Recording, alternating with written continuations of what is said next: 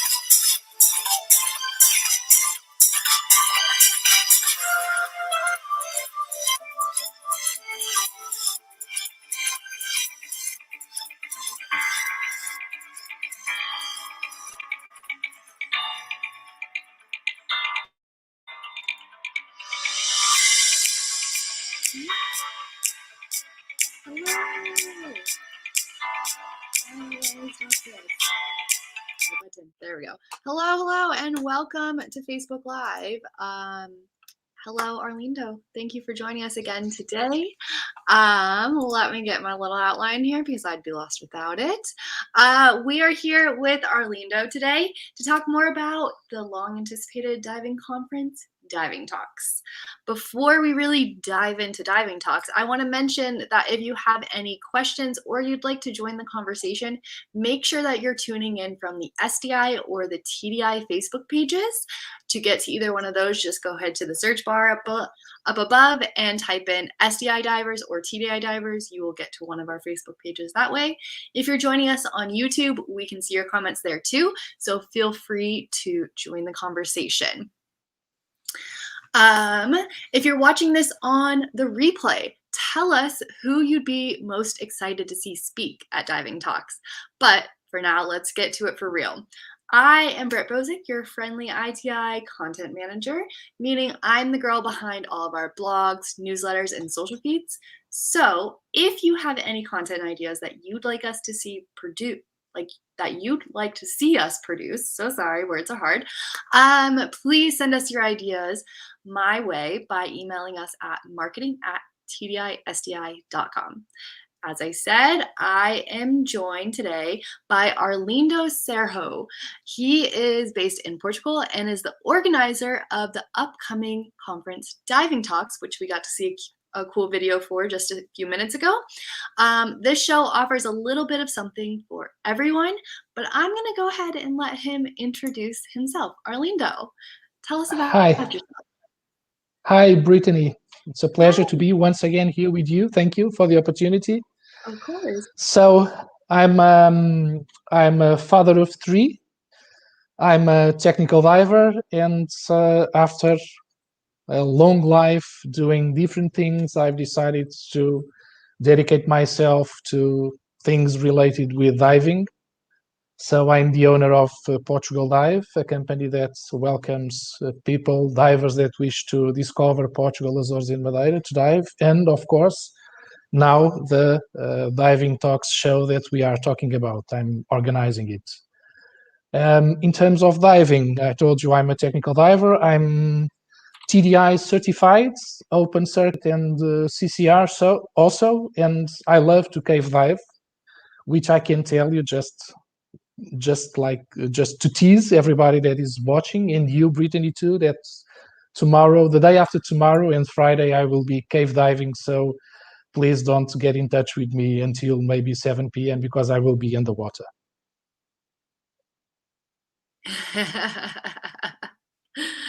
That's awesome. Well, cool. I mean, Diving Talks is literally right around the corner. Are you guys like getting super excited, a little nervous maybe? Where's the headspace? Super excited, of course, because the event is almost there. It's on the corner. Yeah. A little bit more than 2 weeks to the first meeting. We will have a networking lunch to start with on Friday. So it's right there. Of course, we are pretty nervous because we also want everything to be perfect when the attendees arrive. And most of all, we are very, very anxious because the speakers panel is fantastic. We have an incredible group of divers and people related to the subaquatic environment that are going to talk and that are going to present lots of very interesting things. So I would say that if you talk about being nervous and being excited, in fact, the most important part is I'm anxious to watch those talks because they are going to be really, really, really good. Yeah, they are going to be really, really awesome. You have an incredible lineup for this show, as we just saw in that video previously. How did you convince all these incredible individuals to be involved? It was not difficult, and I didn't have. Yeah, it was absolutely not difficult. Oh, I love it. Because when we were started discussing the possibility of doing the show and inviting them to come, and I was inviting them to come, there's something that everybody is saying that they are pretty tired of remote talks and to watch people on, like it's what we are doing now, because this is the pre-show and we are trying to explain how it's going to be. So people said, I'm so tired of doing things on the internet, online. What I really want to do is to be with other divers, to network, to look at them, to see their reaction while I'm talking about this or that. And also, of course, the Q&A part after the presentations is really important. And when you are in a group, when you are physically in a group and discussing, of course, it's completely different. So people were also eager to do something like this because we've been almost 2 years now it's almost 2 years that people don't go out, don't fly, don't travel, some of us don't even dive yet. So it was not difficult to get the speakers panel that we have for the show. It was not difficult. Yeah. I mean, and since we're talking about it and people being stuck inside and being tired of, the whole virtual situation, can you give us just like a quick overview of what COVID looks like within the show in Portugal? Kind of just skim the surface there. Yeah. First of all, this is something that is very important to be aware of, is that Portugal 2 days ago became the most vaccinated country in the world. It's true. I love it. That's amazing. Yeah. We have 85% of the Portuguese population is fully vaccinated.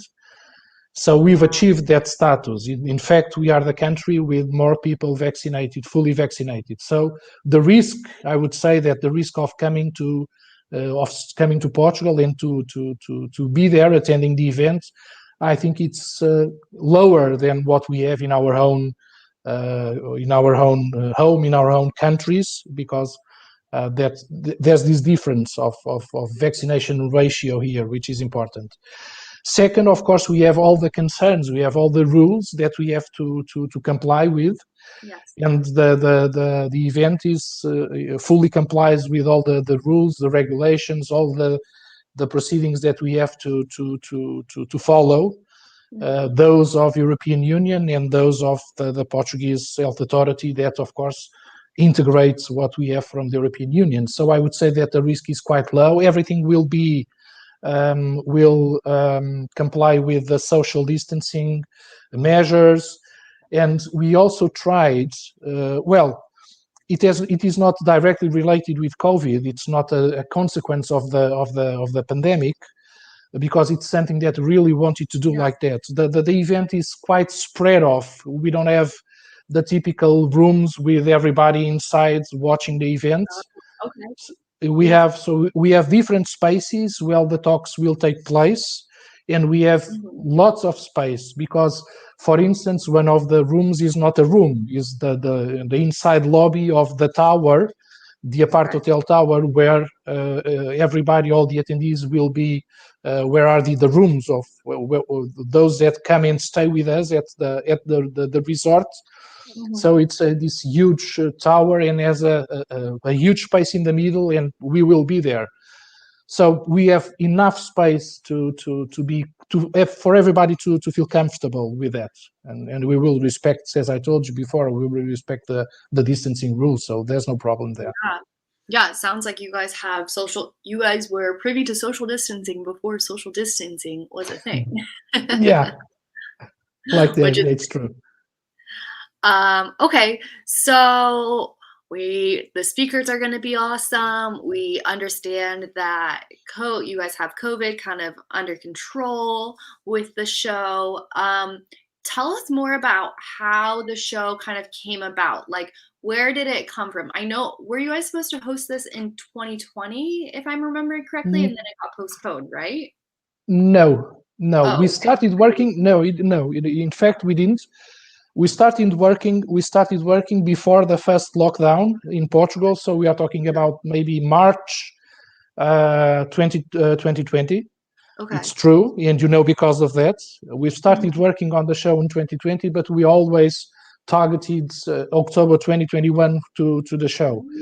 In fact, what we had to decide until now was to keep it or to postpone it, but we decided to keep it because we realized that we had the conditions that were necessary to really go forward with the show. So it was scheduled to happen October 8 to 10 from the first moment, and we kept consistent with the idea of bringing it live in October. Yeah. Why did we decide? The idea of having this show.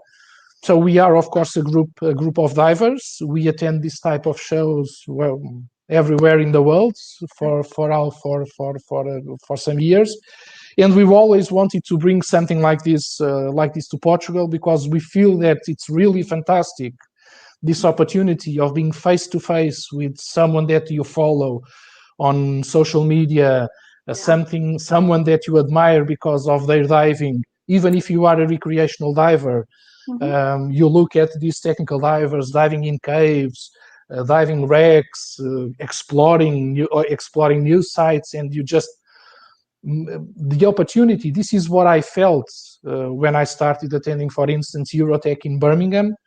The opportunity to be there. For instance, there's a speaker, Sami Pacarina, is coming to Portugal. And I met him once. I just reached out to him and I said, "Hi, I'm Arlindo. I know you from social media." And I started talking with Sami, and now Sami is coming to attend as a keynote speaker the diving talks in 8 to 10 October. So this is an opportunity that we always felt it would be really interesting to bring to Portugal, to give people the possibility of meeting and networking with these incredible divers and explorers and scientists and people that work in innovation, technology, all that. So the base was this. And if you can put together, and we did it, if you can put together incredible people from abroad and incredible Portuguese people that dive or work in underwater robotics or work in hyperbaric medicine, or are fantastic archaeologists. We are going to have, for instance, a friend of mine, Paulo Costa, who is going to talk about the discovery of this beautiful wreck. So if you can put all this together, I think everybody wins, and we have the opportunity of having a fantastic weekend, enjoying talking about diving. So it was the reason why we decided to Yeah, to and I move also on with it. Yeah, and I also think what I really love about this show and like how it's all come about and like the fact that it is happening still while we're in a pandemic, I love that it's showcasing community and bringing people back together after we've been so far apart for such a long period of time. And like you said, people are sick of this kind of thing. Yeah, We could come on here all day, all night and talk about whatever, but people need the face-to-face human interaction yeah, that a show like this is going to bring. And on top of that, I mean, just the speakers being so willing to come and give a great talk and be there to network with people in the industry and what have you. I think that again showcases the community that we have in the dive industry and that we're so lucky to be a part of. I So perfectly agree. Mhm. Okay, so I don't think we touched on this too much last time, but brands. There are some brands participating in this show. What does that look like? Yeah, it is absolutely related what you were saying about Mhm. people getting together. Yeah. And the formula for diving talks is to put people together with brands, and it has everything to do with exactly what you were saying about our need to be with other people and to just talk and mingle. Mhm. And we decided we wanted to have the same possibility, the same opportunity for the brands that support the event, and in fact it's going to happen. This is why on the schedule you have the show starts Friday 8 at lunchtime. Then you have the talks Saturday all day, and you have the talks Sunday morning. Mhm. But Sunday afternoon is completely dedicated to the brands, so to people networking, and to people to be for the attendees to be able to connect with the brands and to see what they are doing that is interesting. So in the afternoon, besides of the networking that we want to generate, because everything starts at lunchtime until the end of the day, we will be experiencing. There are some initiatives that are scheduled for Right. people to experiment, to talk with the manufacturers, to see what they are doing different, to try to understand a little bit more than what they would if they were just looking at the websites. So one Mhm. example I can give you is, for instance, the Ocean Reef, the manufacturer of full face masks, is going to be there. So you have the opportunity of diving, because this is a diving show where you actually dive. You Yeah. can dive Friday afternoon. Okay. So, and if you want, you can dive. If you are a certified full face mask diver, you can dive with a full face mask from Ocean Reef. Or if you are not certified, you can do a try dive with a full face mask. So the idea is for people to have the opportunity of interacting, not just to collect information, but to be in some kind of environment where they can really try and see Yeah. what the brands are doing. And we have, as I told you, Friday afternoon, as I was saying, we have Friday afternoon only for that. And we have the speakers there. The speakers, besides, of course, when between the talks, when one slot ends and the other slot starts, you can meet with someone and talk with him. But during Friday afternoon, all the panel will be there and networking with the attendees, which I think it's also fantastic, and of course with the brands too. Yeah, yeah. It sounds like a very all immersive type of show where you can go see your dive idols, try some gear, connect with people in the industry. Just, yeah, it sounds great. But I want to know about, we were talking previously that there are things to do for divers, and we've been talking about that a lot just now, but is there anything for non-divers to do there? Yes, absolutely. Absolutely. You know, we have this saying is that you need credits to dive or credits to have a dive trip. I'm not talking about financial credits. I'm talking about credit from your loved ones, because typically when you go diving or when you go on a dive trip, well, I cannot say typically, but most of the divers don't have partners that just follow them, especially if they don't dive. Okay, so there's this negotiation. Well, I'm going on this dive trip, I'm going to attend this dive show, but I promise that the weekend in 1 month or 2 months, we will have one weekend for us and we will go somewhere. Yes. So what we wanted to do was to arrange something that, as you so kindly say in the beginning of this conversation, it has something for everyone, and it really has. So we prepared a program that is also dedicated for the non-divers and people that come with the attendees just because they can come travel. They have a fantastic weekend at the Troia Peninsula, which is a really, really beautiful, a very beautiful place. You have on the west side, you have the Atlantic Ocean, and on the east side, you have the Sado River. And one of the possibilities, one of the experience that is available for those that don't want to attend the talks is, for instance, to sail the Sado River. We will have a boat for the people that are accompanying, that are coming with the divers. If they want, they can sail the Sado and just visit, because to look at the Troia Peninsula from the river is really, really, really beautiful. And you have several others events, side events to the diving talks, but you have other events that you can also take part, like you have visits to different locations, and the region is really, really, really beautiful. You have this hike that you can do. So you will be on a bus to go to the beginning of the itinerary, and then the bus will be waiting for you to bring you back to the Troia resort. That's so you will have wine tasting, and Portuguese wine is very good in that region. Alentejo has fantastic wines. So you have, as you say, there are many things that are specially prepared for those that will not attend the talks. And I feel like the best part of all of that is those non-diver people don't have to go out and try to organize any of that themselves. You guys already have that all planned out, and they just have to go sign up somewhere, maybe, and jump aboard and go do your thing. They don't even have to sign up. The buses will be there waiting for them, so they just hop on to the bus that is going to this, and we have different opportunities occurring that take place at the same time.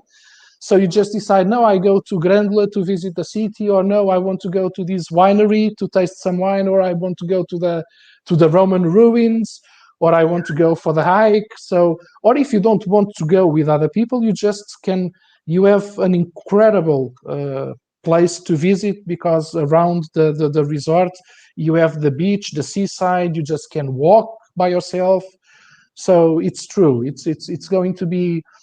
Someone was saying to me the other day, don't prepare so interesting so much. So if you go on developing this, you don't have people attending the talks. Everybody is going on the other side event. So I hope this doesn't happen. But I was just gonna say that people are, even the divers, they're even gonna want to go do the non-diver stuff and be straight away. You're like convincing them to leave. Yeah, almost. Oh, that's awesome. I love that so much. Well, I feel like we covered a lot of it. Do you have anything else you want to tell people about diving talks? I mean, like we said, I think we're like 2 weeks out. So yeah. I would just, the only appeal I can do is don't wait. Yes. Because we have a limited number of attendees. The attendance is limited because of the COVID rules. Mm-hmm. So if someone is thinking, I don't know if I should go, of course, you have to come, because it's going to be really, really great. Mm-hmm. I would say it's a unique opportunity to meet all these fantastic divers and explorers in 2021. Of course, we will be there again. We don't want this to be an only sun. We want to have more diving talks shows in Portugal, but this is a unique opportunity in 2021 because everything else was cancelled. So don't wait to decide, and come and bring your family, bring your wife, bring your husband, bring your children. And Chris is saying that my whole family dives, even my 72-year-old mother. So Chris, come, bring your 72-year-old mother. If she doesn't want to dive, she can just attend the talks or do some visiting. But it has, I think we have lots of arguments that are strong enough for people to decide get you there. Yeah. Yes. And then we have Rue here in the comments who says that he misses Portugal. And I say to that, sir, you should book a ticket and go home and visit for dive talks. All right. Well, thank you so much, Arlindo, for joining us. And we are wishing you nothing but success for the Diving Talk show. We cannot wait to see how it goes. We'll be watching from afar, unfortunately. Wish we could be there, but that's okay. Next time. And yeah, let's check in after the show happens, and maybe you can give us like a little download about it. Yes, absolutely. It will be my pleasure. Awesome. Thank you, Brittany. Well, you have a great rest of your day. And again, good luck with Diving Talks. Bye.